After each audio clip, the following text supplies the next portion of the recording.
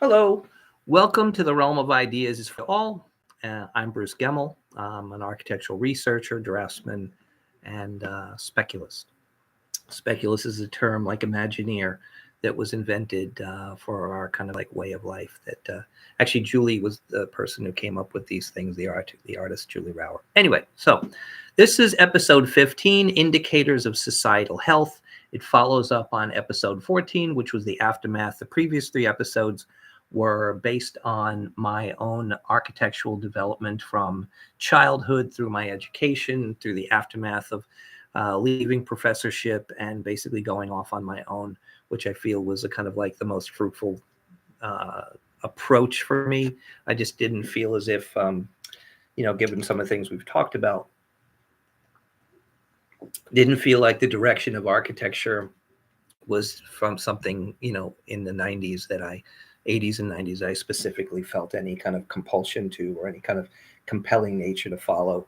Um, Having kind of like worked through various institutions and individuals in the New York City metropolitan area, certainly if you were, so I can't say I was off the beaten path. I was like not in some remote location where I didn't understand what exactly these people were talking about. I talked with them and around them and were immersed in that kind of circumstance, but kind of didn't feel compelled to follow in that direction. So I felt as if there was a, kind of like a particular societal kind of like anomaly that had transpired that basically created something that again, I don't want to go into any personal subjects. I mean, it's not really something that personally affected me. I just didn't feel the need to follow this particular direction. I felt there were other directions that were more fruitful, and over time kind of came to understand that that was where I wanted to go.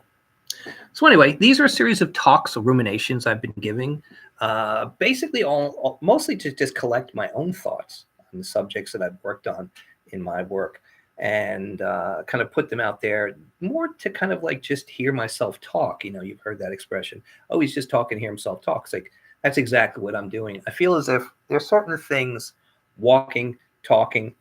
These are places where I kind of ruminate and kind of find myself coming to understand um, myself better, my ideas better. I always felt that one of the benefits of being an educator was it was good to kind of say the things, because in the process of saying the things, you kind of could, hear them, you hear yourself and like, need to work on that. So as I'm doing these, I'm kind of like rewriting them. It's possible that these things may become a book, they may become a series of lectures, whatever they are. I'm enjoying doing them. So like, do you want to allow this app to make changes to your device? No. Okay, that was strange. It kind of cut off something in the middle of the speak. And speaking, you get this thing. So, one of the things I remember was this idea that there were certain things that kind of I felt I wanted to go off, and we've talked about some of those things in the last sessions. But anyway, we spoke at the beginning of the idea of some of the things that I went through, talked about, generative stuff in terms of like how I generated my architecture and where it came from. Then I went back and backtracked to certain kind of philosophical things. But I've come back now in the next couple of topics. We're going to talk about indicators of societal health, emotional attachment to ideas, understanding and judgment. What is an unbreakable bond, which basically is something that's related to what we're talking about today, and what are important unbreakable bonds. And these are all kind of related to this idea of civilization and progress. And two books that I found very, very instructive, I mean, among others, but probably the two most fundamental for me was like Alfred North Whitehead's Adventures in Ideas and Ortega Gasset's Revolt of the Masses. And, a lot of times people have heard me say, like, how are you doing, Bruce? And I'll say, like, I'm enduring the plight of genius. These are things that I kind of say partially in jest, but partially in terms of like understanding the fact that there is at times what I feel kind of somewhat of an onslaught against certain things. Anyway, one of the things I love about America is that at least till now, there has been this ability to go off on your own, do your own thing, and kind of forge your own path. And I've enjoyed that opportunity.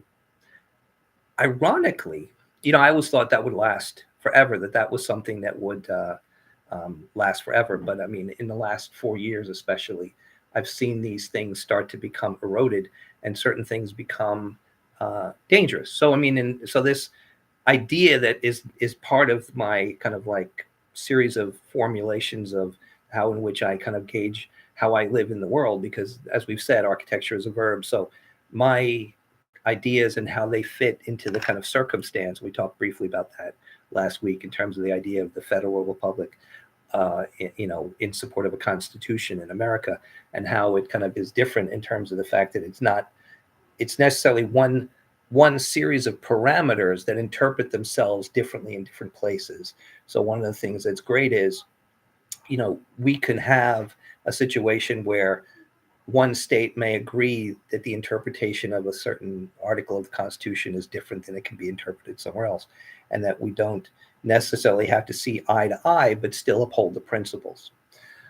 So, based on that, we have certain things that have been, kind of understood and appreciated, and I felt that really kind of plays into this idea that I'm kind of going back to a tradition that I felt was more fruitful than the tradition that was kind of supplanted here in terms of investigating what I call an organic architecture. But I've also talked about the fact that, ironically, as that Europe, because I don't think it was kind of besieged by some of these, kind of fetish-like thinking, even though there was a fetish-like attitude in the European transcription in America, it wasn't as, it was something that kind of was supplanted as a coercive thing. But in Europe, I don't believe it was the same attitude. So ironically, though I feel that there was a certain European fetish in America, Europe was still free to pursue some of these things that have come to be productive and compelling and valuable. But I think a lot of that was because they were, in terms of their understanding of a more progressive engineering and societal concern relative to that. So, high-speed rail and, kind of like certain things that were kind of part of the kind of solar green infrastructure, though a lot of that stuff was just kind of like bureaucratically